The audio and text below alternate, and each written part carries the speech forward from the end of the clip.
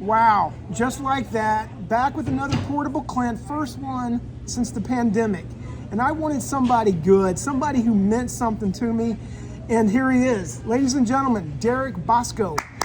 Whoa, look at you. Thanks for look having at me, you, guys. dude. Look at you, man. You look sharp, man. Nice hat. Nice hat. Oh, thank you. Okay, Derek Basco. First of all, thank you for doing this. All right, I'm going right into it. Let's go into it. How many Screen Actor Guild members are in your family? Okay, in my immediate family. Let's just go the whole family route. Okay, so let's see. It's me, my 3 kids. Actually, my 4 kids. My 3 brothers, my sister, my mom, my dad, my niece. So I'd say 11. 11 Screen Actor Guild members. Okay. Yeah. Now let's go back from day one. Who was the very first member of your family to get the SAG card? Gosh, maybe it was my brother Dante, but we all were right behind him, with commercials. Okay, I know. Listen, this guy knows nothing about you, so let's back up. Tell me. So who's Derek? I'm sorry. Okay. No, tell me. Okay, you started. When did you want your career? Like, how did you know you wanted a career? Well,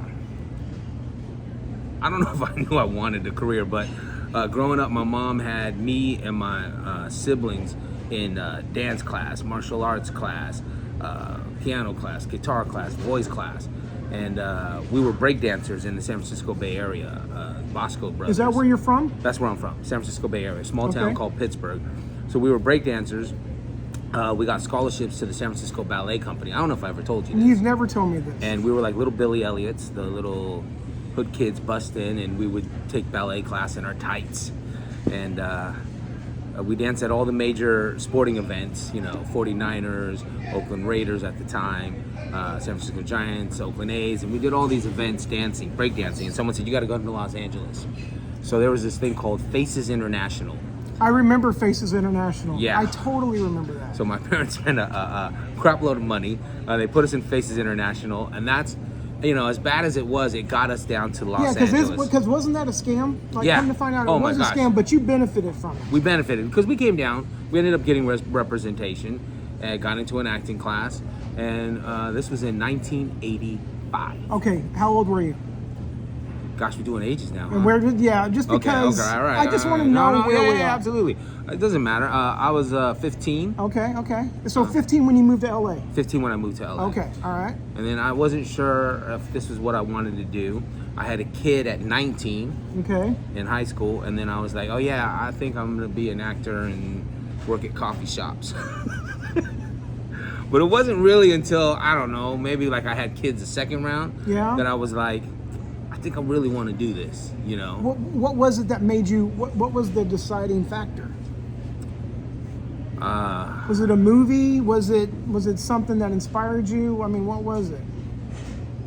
I think that the fact that I hadn't worked, you know what I mean? It was like, now that I got married, probably around 2001, and then I had kids again in 2006, I was like, you know what? This is what I want to do. Okay. But I gotta tell you, we talked about this before. I've had imposter syndrome. I don't know if you guys know what that is. I don't act like I don't. I don't. I just felt like I didn't belong. You know what I mean? You get hired, and you're like, man, do they know that I'm here? I just felt like I wasn't qualified. I didn't fit in. I didn't belong. And Where did that come from? I don't know, maybe just insecurities, Okay. I think a lot of actors and artists have these insecurities, Yeah, absolutely, 100%. You show up on set, there's so many people there, they're already a family, and you're like a guest star, and you're like, how do I fit in here? Maybe I do, maybe I don't. And it wasn't really till about 8 years ago, I don't know, that I kind of settled in to me as an actor. And do you know what it was that helped you settle in? I don't know. I'm not sure. I just know that eventually. But was there a part? When did you do Wings? Your very first big gig was Wings. Wings, yeah, that was like, oh man. And in the you're on set 90s, I yeah. think. So on the set of Wings, did you feel like you didn't belong there? Yeah, I felt like I didn't belong. Yeah. Okay, that was in the 90s. So here we are back in the 2000s. But so that was your first gig, Wings, right? Your first big gig? Yeah, my And first that pretty was big like gig. 93? Oh, you're pretty good. Yeah, thank this you, guy's thank you. good. Yeah, thank you, He's thank you. good. But, He did his research. But from 90, from 90 you did a small thing. I don't know what that was, but 93 was your first TV, was your first major thing. And then Derek, you pretty much worked every year. There's only like a couple years missing from your IMDb. But dude, you've been a working actor since you started. Yeah. So- that's true. Thank you. Yeah, but Thank you. imposter syndrome, I mean, that's for somebody who hasn't been booking. I mean, you've got a very impressive resume. You've always shown up. Dude, you've belonged since day one. I hear you, Clint. But the thing is like, you know, as actors, we forget. I know. We forget a lot of Amen. times. Yep. And when you're not working, you're like, man, I need to work. Yeah. And, you know, and then you get that job and you're like, ooh, I got that one out the way. Do you have more confidence? I'm going to ask you a stupid question. Do you have more confidence after you book a gig? I do.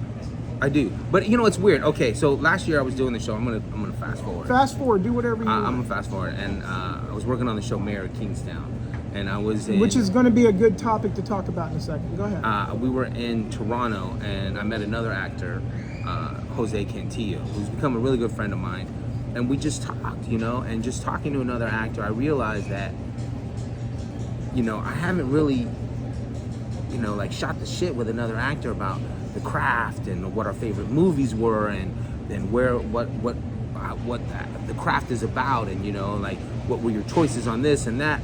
And it was kind of through talking to him that I was kind of like, oh shit, I know a lot. Yeah. You know, I belong here. And even going to set and like just meeting people and just, hi, my name is Derek Basco. And I think you got to do that, you know, and just Absolutely. introduce yourself and be confident, and then just ask people a lot of questions. I try to get the topic off of me right away.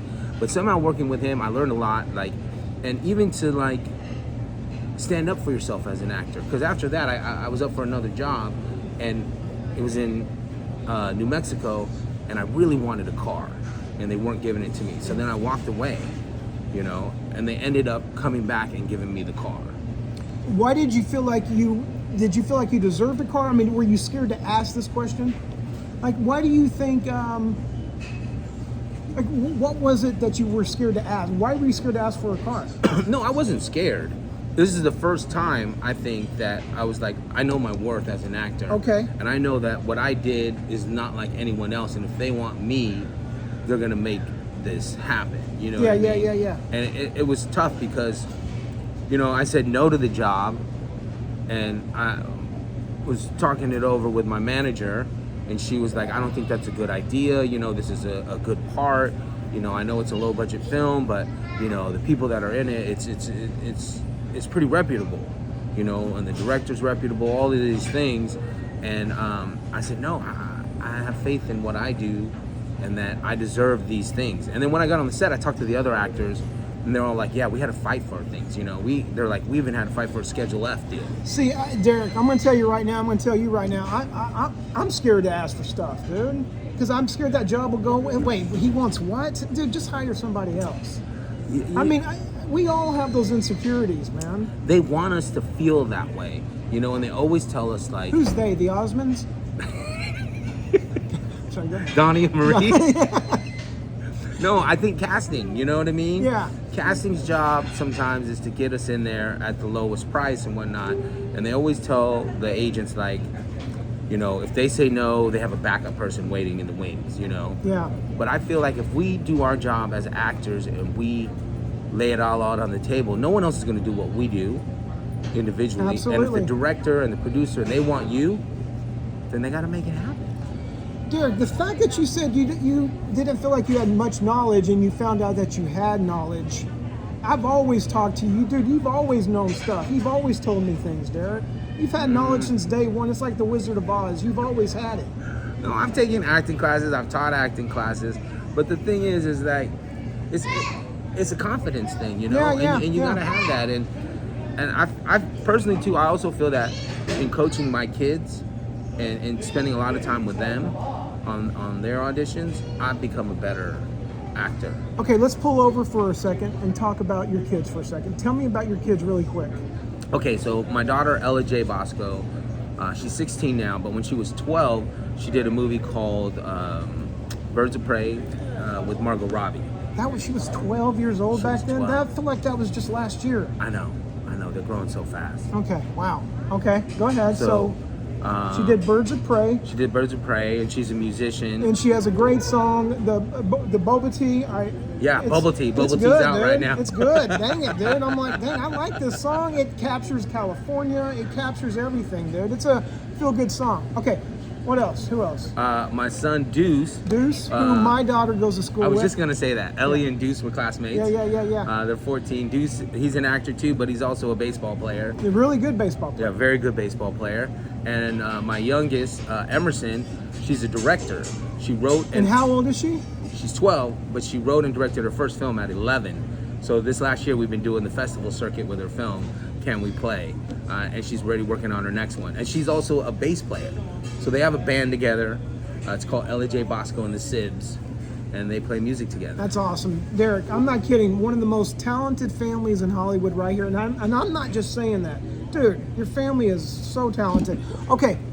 We work hard. That's what it is. Anyone can do it. Totally you work just hard. have to work hard. Dude, you're constantly working hard. You're constantly doing something.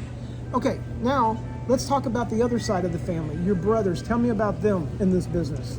Okay, so my brothers are Dante Basco. He's the most well-known because he did Hook and he voices a couple of cartoons. He recently directed a film called The Fabulous Filipino Brothers. Which your whole family is My in? whole family. My mom, And my where can I dad, my see brothers. that? You can see it on Hulu right now. Okay. Or if you're flying in a plane, you can see it on United and American Airlines right now. That's awesome, Derek. Yeah. Wow, dude, I didn't know that part. Yeah. That's good. Okay, what else? Then I got my younger brother Darian Basco. He's in a film right now that's called Lumpia with a Vengeance. It's out in theaters. I also got a part in that.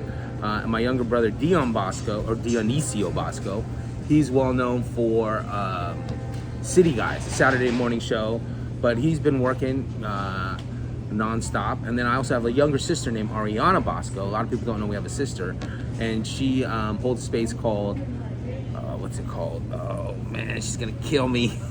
It's an open mic.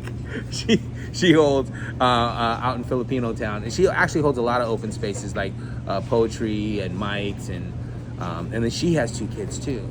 And the whole family is always working hard. Is like, who's the person that's not holding their own in the family? My dad. Okay. All right. Okay. He wants to work too. He auditions all the time. I bet, Yeah, dude. yeah. He's a beautiful man too, dude. Yes, The whole yes. family's beautiful. Okay, so now let me ask you a question. One last question about the family. They're all working, and you're not. Have you felt that way? Has that happened? Do you find, because dude, like with our friends, when all of my friends are working and I'm not, it's not the best feeling. But what's it like when it's family? I don't mind it. Okay. You know, like my daughter, she's on this new show called The Friend of the Family, which is out right now on Peacock. Yeah. And so we were out in Atlanta and living in a hotel, having that per diem, you know. That's all beautiful. Work vacation. It was awesome. So, you know, when anyone's working, it's great. The hard part is if we're all working and I need someone to chaperone a kid. Oh, I bet that is hard. Okay, so Derek, here's what we're going to do. We're going. All right. Okay, so let's talk about your career, because there's a couple cool things that are happening to you right now.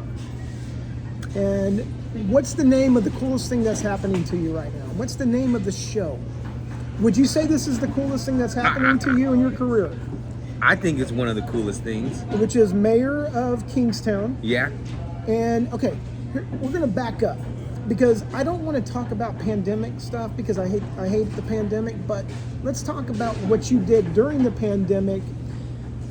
You kept working. Yeah, you know, I was really fortunate.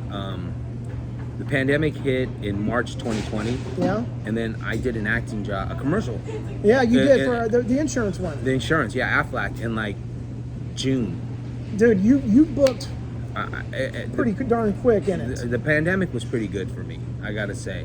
I booked a lot as family commercials, because during that time they just wanted families. Yeah. So I had a wife and kids, And when my wife didn't want to do it, we got a friend to play the wife, and she played the wife in like 3 How come commercials. Emily doesn't want to act?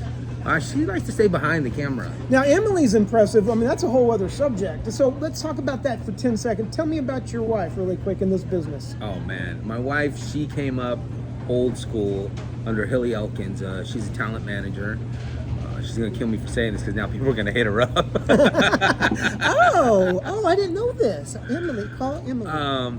But she's had her own company now, I'd say for over 15 years. Yeah, 15, and she's 20 had years. some. She's got some great clients. got some Kid great that's clients. really taking a kid. What's the number? The kid's name is Jaden. Yes, Jaden from It. Yes, That's all we need to know, right? that's all. I'm not gonna say his last name. Yeah, exactly. Okay, so now the pandemic hits. You stay working, and you come across. You audition for a show called Mayor of Kingstown. Mm-hmm. Did you know that it was? Was it a one audition for one part for just one episode? What's the deal on that? In the pandemic, they didn't really tell you anything. It was Okay. just an audition. I didn't know what it was for, And when they said I booked it, and they said, oh, it's multiple episodes, I was like, yeah, that's awesome, And it was going to film in Toronto. So while everybody's locked up, you get sent away. But okay, and you had to stay in your hotel room for 14 days? Was that 14 days, yes.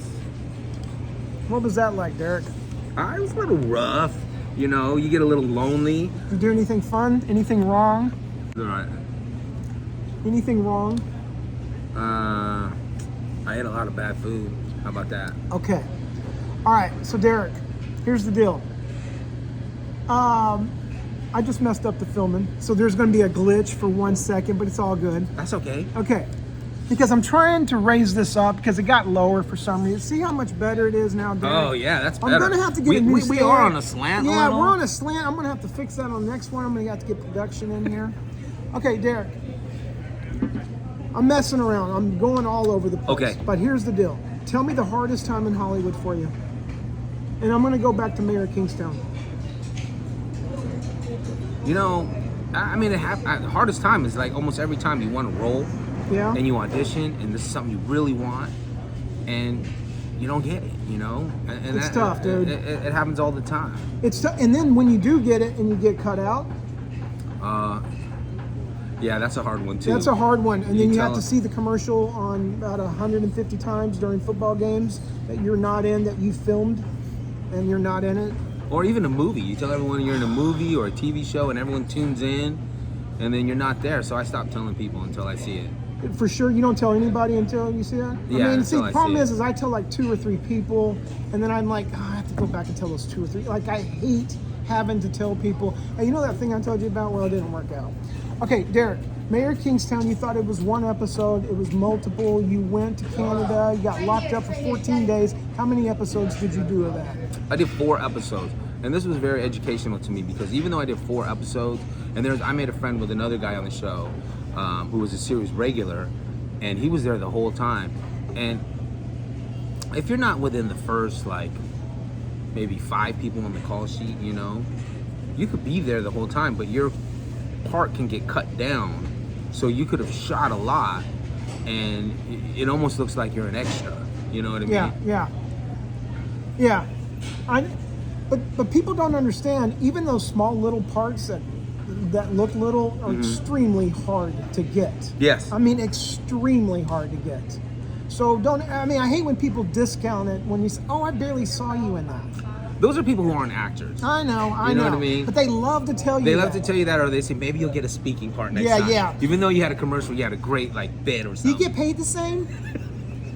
Yes, we do. Okay, so you shot 4 episodes last season. Last season shot 4 episodes. And so what I heard is that you went back. Is that true? I did go back. I was fortunate to go back. For a second season. Yes. All right. And they shot the second season in Pittsburgh. So I went to Pittsburgh. Shot. And that's because of all the pandemic stuff being over with? I'm not over, but you know what I mean? Because it's I don't know. I think production. I think it was just better for them to shoot in Pittsburgh. Pittsburgh's a very pretty town.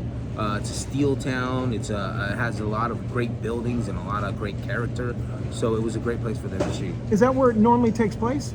But they shot it in Canada the first season? It's a town called Kingstown. It's supposed to be Kingstown. I don't know where Kingstown is actually. Okay, good, because I didn't either, and I thought maybe I should have known. It's a fictional place. I'm gonna say that. What's the best piece of acting advice you've ever received? Do it your way. What's your way? What's your interpretation of it? That's if you do your interpretation, you will stand out. Yeah, because it's your way. The other thing I like to do personally is one, be off book. That's what I learned. Dude, absolutely. Don't have the paper in your hand. No. But it's so much easier now because you're talking about self-tapes. Self-tapes, yeah. But are you putting your lines up behind the camera? I have done that before. But it's just really good being off book. I mean, it frees you like no other. Frees you up. And the other thing is, I like to turn my auditions in fast. So if I get it on a Tuesday and it's not due till Friday, I try to get it turned in on Tuesday night, because I know the sooner you turn it in, the sooner they're gonna look at it. And if you turn it in on Friday, they might have cast it already. Okay, how much have you spent on your studio at home doing self-tapes? What's your backdrop look like? It's just a plain wall that we painted. Okay, and do you have any lights anywhere? I have a ring light, and then I had these two other lights, but I got rid of the other lights. Me too. I just ring light. Me That's too. all you need. That's all I did too. I had the two lights on the side, bottom, shining up. I go, dude, that's too much. Yeah, it's too much work for you to do that. Yeah. The work needs to go in working on the script. Absolutely. Yeah. Do you add any lines to your auditions? Do you add any words? Do you do any? Because people I like to add stuff. Sometimes it just depends on what it is and who the writer is and who, if it looks like a show that you can improv a little. I'd say some comedies you can do that if you have a button to add at the end. Yeah, well, dude, I'm always adding a button at the end. Yeah. I don't add anything in the middle because all that was written for a reason. And at the end, that's my only way to put my stamp on there. Yeah. It's just a button. It's not like I'm creating this whole thing. It's just like something funny at the very end. Yeah. Buttons are great. Anything else about the process working at home, doing your self-tape at home, that you've learned that I need to know about? A lot of people hate it because you got to do a lot of production, but I love it because you can do as many takes. Yeah. How many takes do you send in? I send in 2 or 3. Always? Unless they say don't do it. Because I'm only putting one take on there. You do more than one take on theatrical? On theatrical, I like to do a couple of takes, but it has to be different. It can't be the same. Yeah, because then you're wasting everybody's time. Yeah. It's the exact same. Okay, one last other thing, Derek. Star Wars, dude. Oh yeah, that's like a childhood Star Wars, dream. Dude. That's a childhood dream. Tell me about Star Wars, man. Oh man, it's another one of those auditions I got during the pandemic, and you don't know what it is, and they changed the name and the names of the characters. It was a bartender, and I just played as a bartender. I got a towel and I was cleaning the glass and just talking to the guys. Very subtle. Like, that's the thing. At least I want to know if it's a movie, or if it's an hour-long episodic, or if it's a broad comedy. And you got to play to that. So I auditioned. I thought it was, what did I think? I thought it was Umbrella Academy. Oh, really? Yeah, I thought it was Umbrella Academy. Like, oh, this is something in Umbrella Academy. You guess all the time. And then I didn't know what it was. They wouldn't tell me what it was until I showed up for my fitting. And then they go, do you know what you booked? And I said, no. And then they turned the boards around, and it was Star Wars. And I was just like, oh, that's cool. But inside I was like, Derek, I remember when you booked that and you weren't able to tell anybody, and so everybody was just guessing what you did. Dude, Mm-hmm. That was a fun day but everyone knew it was something neat and interesting what you booked. yeah. And even after I shot, I couldn't talk about it. And Yeah, I was I like, know. oh, there's this thing coming out. told me. I told her. But that's the other thing too. And I was looking at the lines, and I was like, this is a pretty important scene. So I didn't feel like it was gonna be cut.